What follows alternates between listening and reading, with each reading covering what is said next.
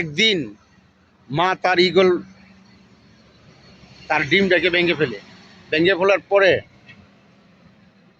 অনেক কান্নাকাটি করতেছে, কান্নাকাটি করে তার পুরুষ ঈগলটা খাবার নিয়ে আসছে, খাবারও খাইলো না, ঠিক আছে। খাবার না খাওয়ার পরে দেন তারপরও কান্নাকাটি করতেছে।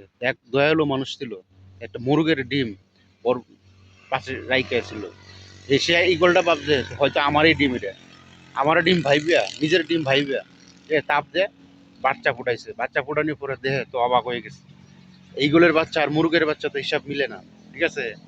পরে দেখা যায় একটা মুরগের বাচ্চা থাকলে পরে তো এই মুরগের বাচ্চা বড় হইতে হইতে দেখেন একদিন অনেক বড় মুরগ হয়ে যায়।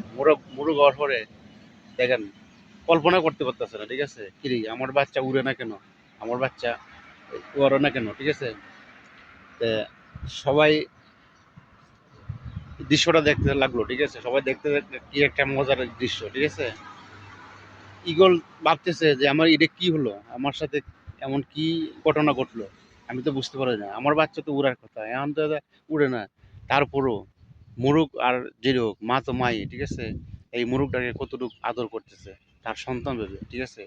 মা এমনই হয়, মা যে কোনো, ঠিক আছে, পশু আর মানুষ নেই, সবার মা এই একই হয়। মা তো মাই, মায়ের তুলনায় পৃথিবীতে কারোর সাথে তুলনা হয় না।